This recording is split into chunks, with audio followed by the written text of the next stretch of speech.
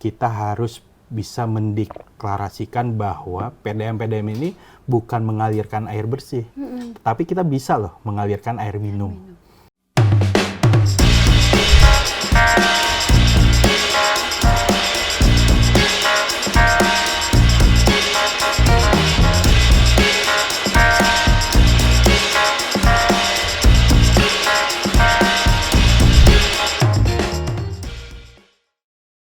Tribuners, selamat datang di Tribun Talks bersama aku Oktia Rani. Bertepatan dengan Hari Pelanggan Nasional. Hari ini kita bakal ngobrolin sesuatu yang menarik dan penting untuk kehidupan sehari-hari.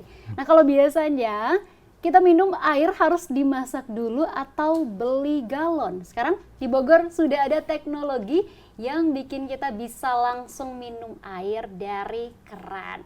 Namanya program ZAM, Zona Air Minum Prima dari PDAM Tirta Pakuan Bogor. Biar lebih lengkap nih, biar lebih seru lagi, kita akan mengulasnya bersama dengan Direktur Utama PDAM Tirta Pakuan. Ada Bapak Rino Indira Gusniawan hari ini. Halo, sampurasun Bapak. Sampes. Apa kabar Bapak? Alhamdulillah, sehat. Sehat, Alhamdulillah. Pak, ini kan kita lagi masuk nih hari ini Hari Pelanggan. Nah, menurut Bapak sendiri, apa sih makna Hari Pelanggan ini bagi PDAM, Pak? Hari Pelanggan. Iya. Ini dulu 5 tahun yang lalu, waktu saya memulai periode sebagai dirut utama, kita bikin program. Program pertama tuh kita kembalikan semua program-program kita khusus untuk menyenangkan pelanggan. Jadi kita memperbaiki kualitas air, memperbaiki segala permintaan pelanggan dan segala macamnya. Jadi nggak ada program lain selain mendengarkan apa kata pelanggan. Nah, saat itu kita kena lah yang namanya COVID ya. Di COVID kita lakukan survei kepuasan pelanggan. Ada yang kita temuan bahwa salah satu contohnya ya ini, bahwa kita harus memperbaiki hubungan dengan pelanggan nggak cuma offline, tapi online gitu. Maka kita buatlah semua program itu supaya bisa online. Makanya adalah kita mulai aktif di sosial media, kita kembangkan omni-channelnya kita kembangkan call centernya kita dan segala macamnya. Kita buat pelatihan-pelatihan untuk training buat call center dan segala macamnya. Kita agak serius ke sana. Karena apa? Ternyata dari permintaan mereka ya, mereka nggak punya waktu untuk datang ke kantor kita. Mereka ingin dapatkan semuanya online. Kita bangunlah itu salah satu contohnya. Nah, selain itu kita selalu evaluasi tuh. Kalau yang namanya banyak ke call center kan banyak tuh macet di sini, mati di sini segala macam. Nah, jumlahnya di mana nih, daerah ini kenapa sih? Ada masalah apa sih? Nah, barulah kita mulai membuat program-program itu untuk memperbaiki sana. Kita nggak bakal buat sesuatu yang tidak diminta oleh pelanggan. Misalnya tiba-tiba tidak. Nah, sekarang jam zona air minum prima yang bisa minum. Kenapa nggak semua serentak? Karena yang minta ini nggak banyak. Oh, jadi permintaan dulu. Permintaannya ya, kita survei tahun lalu ya, di survei itu nggak terlalu banyak yang meminta. Kalau bisa ini masih ada rasa nggak percaya, masih bener nggak bisa nggak sih air minum dari keran kita di Indonesia bisa langsung diminum karena sesuatu yang baru dan segala macamnya. Nah, karena itu kita mencoba mengedukasi, ini bisa loh, ini mungkin loh. Kalau bisanya udah dari dulu bisa, cuman kita mulai mengklaster, membuat satu area yang serius kita tangani, kita hitung semuanya, masalah gimana kalau terjadi kebocoran atau kualitasnya tiba-tiba menurun, gimana menyampaikannya ke masyarakat dan segala macam. Kita hitung tuh dengan SOP yang kita bikin, dengan peralatan-peralatan sensor yang kita miliki untuk menyampaikan ke para pelanggan kita. Jadi kalau ditanya hari pelanggan itu apa? Ya, pelanggan itu luar biasa buat kita. Jadi pelanggan itu yang memberi arah perusahaan ini akan menuju kemana. Baik, Pak, ini menarik sekali. Sebelum kita ke ZAM ini, tadi Bapak menyebut bahwa ternyata PDAM Tirta Pakuan ini sudah lebih dekat dengan pelanggan ya Pak ya. Terus juga secara offline dan juga online ya Pak, sudah menerima keluhan-keluhan. Nah, ini kan masih banyak nih soal keluhan sedikit nih ya. Soal keluhan di masyarakat yang memakai PDAM ini kayak airnya keruh, airnya mati. Itu gimana Pak pendapat dari PDAM sendiri Pak? Jadi kalau misalnya air keruh, air keruh itu pasti ada sesuatu yang masuk di jalur distribusinya kita. Iya. Kalau di unit produksi, saya bisa yakinkan bahwa itu tidak akan pernah ada. Bahwa air yang kita produksi itu pasti sesuai dengan Permenkesnya kita. Baik. Tapi pada saat kita masuk ke unit distribusi melalui pipa-pipa dan segala macamnya, kadangkala pipanya itu misalnya kotor Iya. atau di dalamnya itu ada beberapa sisa kebocoran dan segala macamnya. Betul. Akhirnya yang kita perlu juga mengecek lah beberapa. Nah, kadang-kadang kita sebutnya flushing ya, mengeluarkan sisa kotoran itu melalui pipa di luar, di jalan-jalan tuh lewat hidran-hidran kita lihat. Memang itu terlihat sebenarnya kayak kita buang-buang air ya. Tapi ke depannya kita bisa mulai mengantisipasi. Nggak cuman perlakuan itu yang bisa kita lakukan. Tapi kita mulai nih, kita harus membuat network yang berputar ya, kita looping gitu, supaya nggak ada tempat untuk si kotoran itu diam di satu titik dan akhirnya menggumpal dan jadi kotor. Itu yang pertama. Kalau tekanan mati dan segala macam, hampir 80% pelanggannya kita tuh rumah tangga. Rumah tangga, betul. Rumah tangga yang berharap mereka mendapatkan air dengan tekanan konstan tiap hari. Nggak mengenal waktu. Dan ini tantangan buat kita. Betul. Di Perumda Tirta Pakuan. Kita punya keterbatasan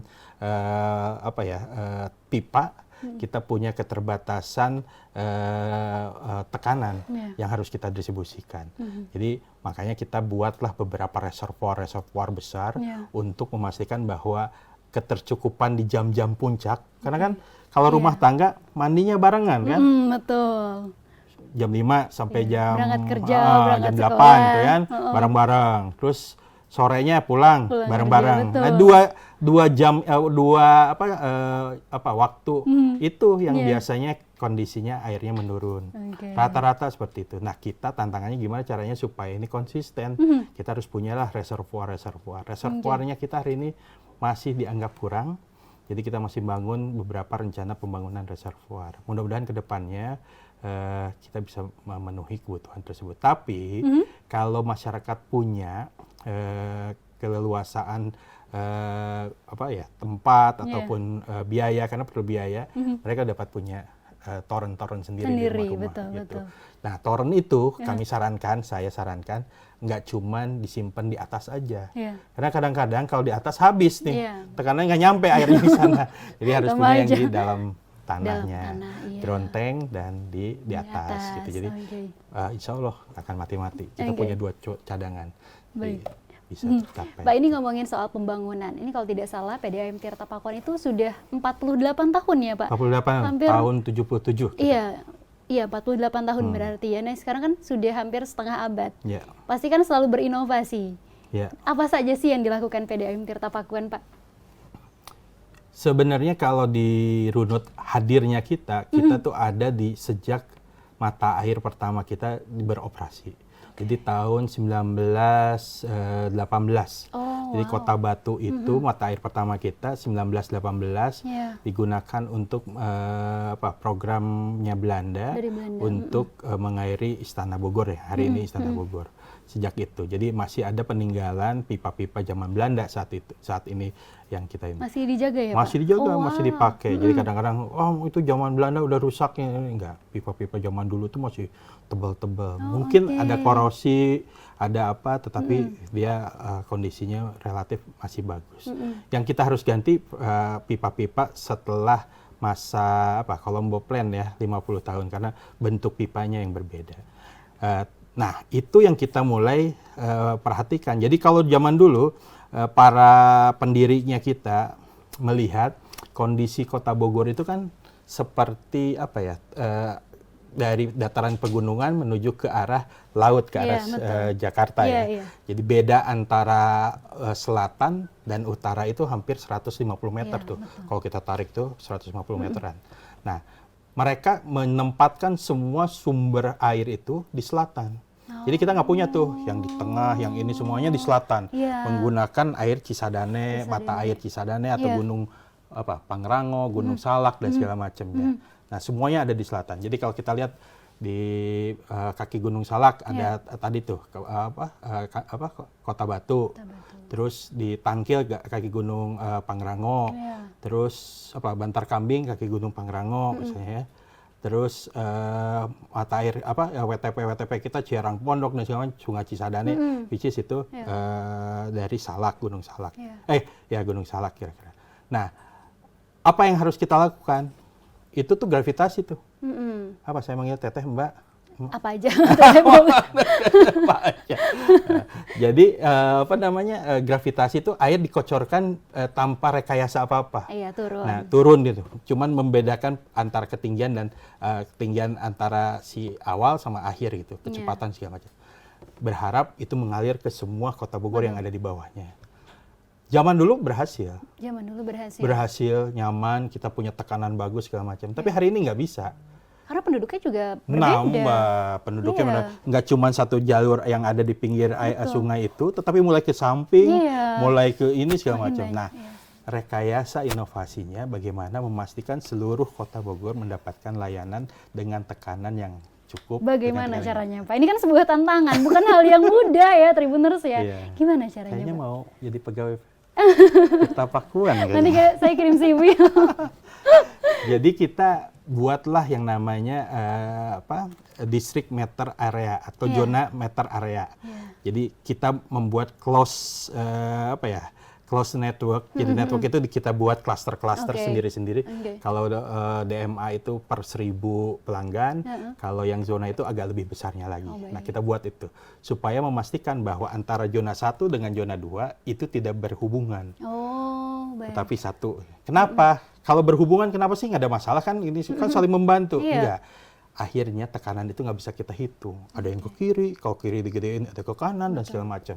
Nah, itu yang pertama. Agar stabil ya, Agar stabil. Yang kedua, kita ini harus mengganti ratusan mungkin ribuan valve. Valve itu penyekat pipa.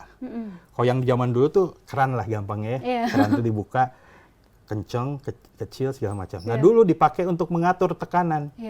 Kalau mau ke tekanannya besar kita gedein. Kalau tekanannya kecil kita kecilin. Ya kan? Nah, itu. Nah, sampai hari ini masih dipakai sama kita. Nah, ini problem buat kita. Kenapa problemnya? Pertama, si air itu kan tadi dinamis. Kalau pagi kebutuhannya banyak, kalau siang nggak ada pemakaian kebutuhannya sedikit. Nah, kalau kita pakai valve, valve-nya harus dinamis juga dong. Benar nggak? Benar kan? Nah, ini nggak bisa. Berapa banyak ribuan, berapa pegawai saya yang harus buka tutup segala macam. Nah, ini problemnya di kita. Yang akhirnya mengakibatkan air di dalam pipa itu menjadi dinamis, naik turun. Mengakibatkan mudah pecah lah di beberapa titik. Kira-kira gitu ceritanya, asumsinya ya. Solusinya lalu apa? Nah, solusinya kita harus buatlah yang namanya pressure management system. Nah, kita buat PRV. PRV itu pressure management valve ya. Pressure reduce valve. Jadi dikuranginya si tekanan itu bukan sama si valve yang diputar gitu atau yang di sekat yang dinaikin atau turunin, tapi sesuai dengan skenario yang memang kita inginkan sesuai tekanan. Sudah ada aturannya. Ada teknologinya lah teknologinya. yang mengakibatkan air itu akan punya tekanan yang konsisten. Mau 100 orang yang pakai, mau 10 orang yang pakai, tekanan di situ sesuai yang diinginkan, tetap segitu, konsisten. Nah, akhirnya tekanan di bawah itu stabil gitu. Itulah yang kita mau mencapai ke arah sana. Canggih betul, tapi belum nyampe ke sananya.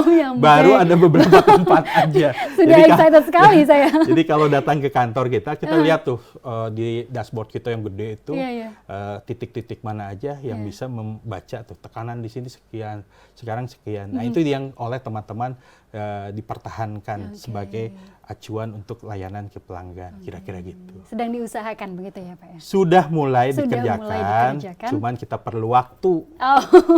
Waktu, punten ini mah. Kalau uang banyak, uang banyak, Oh, iya. waktu yang kurang.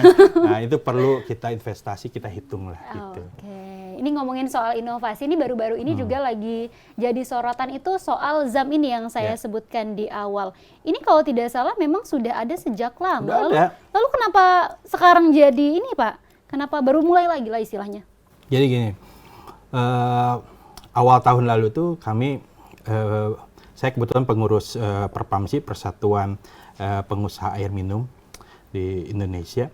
Nah kita ketemulah sama rektor Universitas Pertahanan saat itu. Iya. Kita ngobrol diskusi panjang. Saat itu kita akan punya event besar lah yang berharap Pak Presiden hadir di acara tersebut. Acara kita buat agak meriah lah waktu itu. Nah, salah satu sarannya beliau, kita harus bisa mendeklarasikan bahwa PDAM-PDAM ini bukan mengalirkan air bersih, tapi kita bisa loh mengalirkan air minum. Karena ada beberapa PDAM yang juga punya program tersebut, tapi tidak terekspos. Nah, ini tertutup dengan wacana enggak, PDAM cuma bisanya air bersih, bukan air minum. Saya ketemu beberapa menteri, ngomongnya gitu, canggih loh di sana. Airnya bisa langsung diminum, harganya segini, gini. Dalam hati kita juga bisa. Kalau kita diberi kesempatan, investasinya ada, cukup uangnya, kita bisa melakukan itu semua. Si kualitas air sesuai dengan air minum kira-kira. Ingin membuktikan begitu ya Pak? Mulailah karena ditantang, kita ingin mengkonsolidasikan seluruh Indonesia rencana waktu itu untuk kita persembahkanlah ke acara tersebut. Gitu. Tapi satu dan hal lain kita tidak bisa mengkonsolidasikan beberapa PDAM seluruh Indonesia. Tapi saya pikir kita semua harus memulai karena kualitas ini akan selalu berbanding lurus dengan demand dari para konsumennya kita. Saya yakin para konsumen itu tidak akan pernah mau downgrade gitu ya. Yang biasanya udah mendapatkan pelayanan yang baik, sekarang mah cukup aja karena tarifnya cukup. Nggak mungkin, pasti dia tetap akan meminta pelayanan yang jauh lebih baik, kualitas air yang lebih baik, walaupun dengan tarif yang rendah, kira-kira gitu. Segitu aja. Kira-kira gitu. Jadi menurut saya jalan keluarnya tetap kita harus mulai membuat program ini terlaksana. Nah, bedanya kalau dulu-dulu kita mulai di perumahan-perumahan besar ya, itu kalau nggak salah di Pakuan ya, Pakuan atau di perumahan Katulampa dan segala macamnya. Sampai sekarang masih kita pantau kualitasnya, walaupun kita nggak berani di daerah situ menyampaikan ini masih bisa atau layak. Karena kita belum dilengkapi beberapa sensor ataupun belum dilakukan pengambilan sampel per hari, tiap hari gitu. Jadi kita takut nih air yang kita keluar di ujung nyampainya bener nggak sesuai dengan ini. Jangan-jangan udah terlalu banyak di dalam itu udah ada hal yang membuat ini, atau mungkin dosing disinfektan yang nggak nyampe gitu karena hal lain gitu ya. Nah kalau yang ini karena ini networknya baru, jaringannya baru, kita paksa supaya jaringan tersebut menghasilkan air yang baik. Gitu. Berarti ini ZAM ini tuh sudah ada seleksinya atau uji klinisnya belum sih Pak? Udah. Jadi kita kan punya lab ya, lab air minum yang alhamdulillah labnya kita juga tersertifikasi ISO, tersertifikasi bisa memberikan lagi sedikit kita memenuhi kebutuhan untuk bisa kita memberikan sertifikasi kepada air-air yang lain gitu ya, sebagai tempat lab air. Nah ini kita udah cek nih setiap hari daerah situ. Nah kita pasanglah beberapa sensor.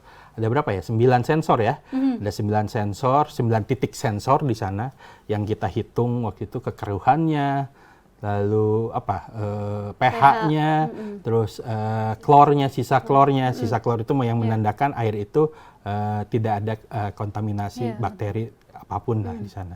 Sisa klor itu. Nah kita pantau tuh. Nah pantau secara online. Oh bisa di... Iya.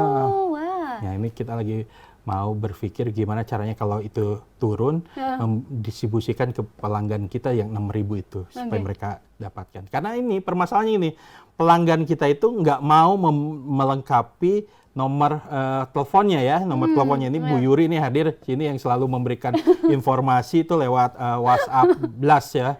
Kita punya sistem di kantor tuh WhatsApp Blast nggak hari ini masih dipakai untuk tagihan aja kayaknya ya.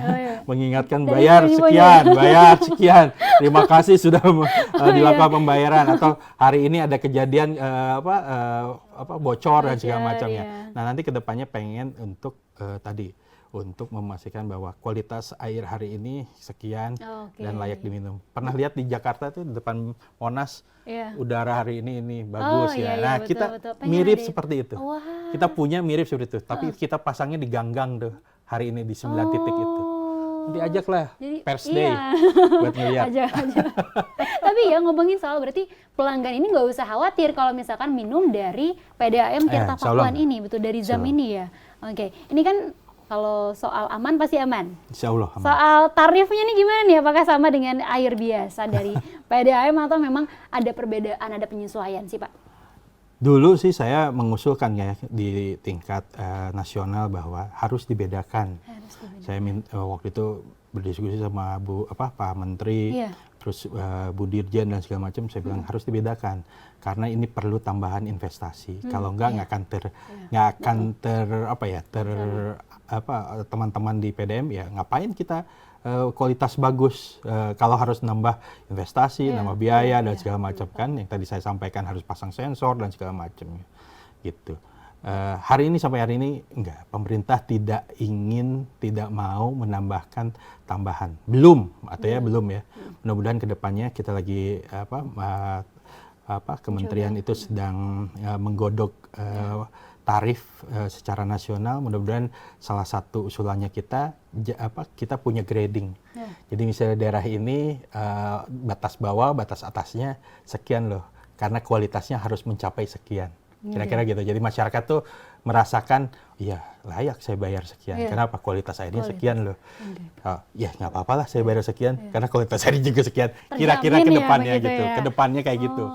Kita usulannya kayak gitu tuh. Harapannya karena ngerasa kita udah kualitas udah bagus nih ya. Tapi nggak tahu PDM yang lain ya. Aduh nanti saya digebukin orang PDM yang lain lagi nih. Ini ngomongin soal wilayah sekarang. Cakupannya kemana aja sih Pak? Apa tuh? ZAM ini cakupannya. Oh ZAM. ZAM ini ada di selatan, kita ada di selatan. Jadi selatan ini ceritanya banyak nih Pak. Kenapa saya senang banget atau memang kenapa kita lakukan beberapa pengembangan di sana. Jadi di awal-awal 5 tahun yang lalu itu kita datang ke sana. Kita datang ke sana di jalan itu di kampung Lemah Duhur ya. Itu pipa-pipa PVC itu bergelantungan. Terus satu hari musim kemarau kita harus kirimkan mobil-mobil tangki karena nggak ada air di sana. Jadi mereka pakai air sungai, harus jalan jauh dan segala macam. Sejak Indonesia merdeka. Miris ya kalau mendengarnya ya. Miris di sepanjang padahal bersebelahan dengan perumahan yang agak bagus, elit ya dari sana. Nah, akhirnya kita ikhtiarkan bagaimana satu waktu kita harus bisa mengentaskan masalah air di sana. Jadi kita dapat bantuan dari Kementerian PU waktu itu, SDA, Dirjen SDA, bangunlah Intek ya. Alhamdulillah kita bangun. Tapi setelah Intek kita bangun, terus apa lagi nih? WTP-nya belum, reservoir belum, pipa-pipa besarnya belum, terus pompa-pompa belum. Ini jadi masalah. Akhirnya kita mulailah mencari tahu cara berinvestasi, cari nyari uangnya gimana nih. Kebetulan waktu itu pemerintah mengeluarkanlah program impres bantuan subsidi bunga perbankan. Kalau kita pinjam uang ke bank, kita dikasih subsidi nih bunganya. Nah, jadi kalau komersial itu 13%, 14%, ini dibantu 5%-nya lah oleh pemerintah pusat. Jadi kita cuman sisanya, kita bayar sekitar 4,3% kalau nggak salah hari ini kita bayar bunganya. Ya kita kejar tuh, persiapan segala macam kita kerjaan segala macam. yang bikin saya terharu waktu itu kita tanda tangan di Kementerian Keuangan karena dijamin oleh Kementerian Keuangan saat itu. Beliau bilang gini, Pak Dirjen itu, saya tanda tangan ratusan miliar, triliunan untuk membiayai jalan tol tanpa ada bergetar hati saya. Tapi ini cuma puluhan miliar, saya bergetar hati saya karena saya yakin ini langsung dirasakan oleh masyarakat. Dari situ saya bilang kita optimalkan. Jadi tantangannya banyak lah. Lahannya kecil yang kita punya di sana, hanya 6.000 meter di sana. Kalau nanti ada kesempatan ke sana, jalan ke sana tuh kecil. Hanya 4,5 meter ya mungkin ya, nggak bisa 2 mobil, hanya 2 mobil dan 1 motor. Kita harus bangun pipa besar, diameter besar di sana, menggali. Tapi ya itu masyarakat tuh mendukung di sana. Si jalan itu sampai harus ditutup 1 bulan waktu itu dengan segala permasalahannya dan segala macam. Tapi akhirnya kapan selesai. Pak itu Pak? 2 tahun lalu ya. 2 tahun lalu. Masih baru lah, Indonesia sudah merdeka. Merdeka. Sudah. Makanya itu. Jadi saya bilang, saya harus meyakinkan pemerintah kota, saya meyakinkan legislatif di Kota Bogor bahwa ini harus kita bangun. Kalau enggak, kita malu ada satu daerah. Dan daerah tersebut juga penyumbang tingkat kemiskinan tinggi, stunting yang tinggi, angka kemiskinan yang tinggi, dan segala macamnya. Dan menurut saya, waktu itu Wali Kota Bogor ingin mencanangkan bahwa di selatan itu ada daerah wisata baru ya, yang Kampung Mulia Harja itu sana. Saya pikir kalau ada kampung tempat wisata harus ada air. Iya, betul. Jadi baca di semua literasi, wisata itu tidak akan berkembang kalau tidak ada air. Mau mandi susah, ke toilet susah dan segala macamnya. Maka itu yang harus kita siapkan untuk mendongkrak ekonomi di daerah sana. Kira-kira itu. Oke, ini ceritanya. Ngomongin soal Mulia Harja ini, ada hubungannya sama yang Ciberem Mulia Harja yang peresmian ZAM ini nggak sih Pak? Betul, tempatnya di daerah situ. Akhirnya kita mulai. Itulah alasan kenapa di situ. Di situ kita pilih supaya menambah tadi tuh ekonominya nambah karena tadi tuh ada tempat wisata, pemerintah kota bangun di sana, kita siapkan airnya, masyarakatnya nggak perlu nyari air ke sumur, kemana segala macam, kualitas airnya kejamin, mereka bisa menggunakan air. Mudah-mudahan tingkat kesehatan akan meningkat di sana, mudah-mudahan angka pariwisatanya tinggi, cukup tinggi di sana, mudah-mudahan ekonominya meningkat. Akhirnya semua bisa kita laksanakan, selesaikan. Kira-kira gitu, air bisa merubah semuanya. Iya, betul. Karena memang berhubungan sama stunting juga dan lain-lain, ekonomi dan lain. Makanya tadi sebenarnya ini adalah hal yang menarik ketika peresmiannya adalah di sana di Mulia Harja ini, di mana wali kota juga hadir ya Pak ya. Jadi memang mengajak bahwa pemerintah harus lihat langsung kondisinya bagaimana, begitu ya Pak. Betul. Pak, ini ngomongin soal target dalam 5 tahun ke depan, kira-kira apa yang akan dilakukan PDAM Tirta Pakuan? Aduh, 5 tahun ke depan saya kayaknya udah berhenti. Udah selesai. Tapi harapannya ya ngelihat ke depannya tantangannya pasti makin maju. Betul. Kita ini baru 71% melayani Kota Bogor. Targetnya 100%. Targetnya harus 100%. Jadi gimana caranya kita bisa mencapai angka 100% itu. Kemarin sudah kita hitung-hitung, kemungkinan kita bisa nyampe 1 sampai 2 tahun ke depan kita bisa tercapai angka 100% itu. Tapi berikutnya kita punya masalah yang lain, yaitu masalah air limbah domestik. Jadi kalau air minumnya kita udah sampai 71%, bisa mencapai 100% insya Allah dalam waktu 1-2 tahun ke depan. Tapi air limbah domestik itu baru 6%. Jadi bayangin, kita ini kalau yang punya sumur, bisa diyakinkan bahwa air yang dikonsumsi dari sumur di wilayah Kota Bogor itu tercemar air limbah domestik atau tinja. Nah, ini yang harus kita selamatkan. Ini yang kita harus lakukan pembenahan. Nah, kemarin Pak Wali setelah berdiskusi meminta kita untuk mulai mengkaji mampu nggak kita membantu pemerintah kota untuk mempercepat penanganan air limbah domestik tersebut. Hari ini ada, jadi hari ini UPTD PAL itu masih berjalan baik, pelanggannya juga bagus, kinerjanya bagus di bawah Dinas PU Kota Bogor, Dinas PU PR Kota Bogor. Nah, kita ingin mempercepat proses tersebut. Ya, jadi ada rencana bantuan dari pemerintah pusat untuk mempercepat proses tersebut. Didukung ya Pak? Pemerintah pusat sudah mulai komunikasi sama kita dari beberapa tahun yang lalu. Nah, ini kita mulai, kalau ini udah mulai mau selesai, nah ini ada tugas baru lagi. Gitu. Di beberapa tempat ada yang berhasil. Ada yang juga gagal. Nah, kita belajar dari yang gagal, kita belajar yang berhasil. Bagaimana caranya supaya kita bisa beriringan masalah tersebut. Baik, Pak, ini sebenarnya dari hal ini bukan hanya tugas dari PDAM Tirta Pakuan dan juga pemerintah, melainkan kesadaran masyarakat. Mungkin pertanyaan terakhir kali adalah, mungkin boleh diberikan ajakan kepada masyarakat untuk lebih menggunakan air bersih, Pak, terutama dari PDAM Tirta Pakuan, Pak, lebih sadar. Ya, jadi sebenarnya gini, air itu terbilang sepele ya. Kita kadang-kadang kalah dengan biaya pulsa, kita kadang-kadang kalah dengan biaya rokok untuk masalah konsumsi air. Tapi ternyata air itu memberikan fungsi atau akibat yang luar biasa kalau kita tidak memiliki akses pada air tersebut. Nah, Perumda Tirta Pakuan ingin mencoba memperbaiki, ingin mencoba menyalurkan air yang sehat yang bisa dikonsumsi oleh masyarakat Kota Bogor. Nah, hari ini saya mengajak seluruh masyarakat Kota Bogor untuk dapat menggunakan air dari Perumda Tirta Pakuan. Karena kita kalau tanpa digunakan oleh masyarakat, kita tidak bisa memberikan atau mengetahui bahwa kualitas air kita ini baik gitu.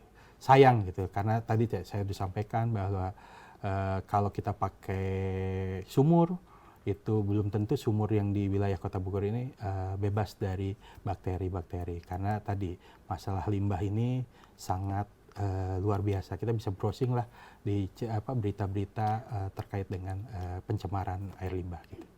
Baik, Pak Rino, terima kasih banyak Sama-sama. atas edukasi hari ini. Sama-sama. Ini kita sudah punya insight yang banyak, yang luar biasa sekali Pak hari ini. Semoga apapun yang dilakukan PDAM semakin maju, semakin luar biasa ke depannya. Ditunggu gebrakan selanjutnya ya Pak. Tribuners, itu tadi perbincangan kita dengan Direktur Utama PDAM Tirta Pakuan Bogor, Bapak Rino Indira Gusniawan. Saksikan terus informasi menarik lainnya hanya di Tribun News Bogor. Saya Oktiarani pamit, sampai jumpa. Download Tribun X sekarang, menghadirkan lokal menjadi Indonesia.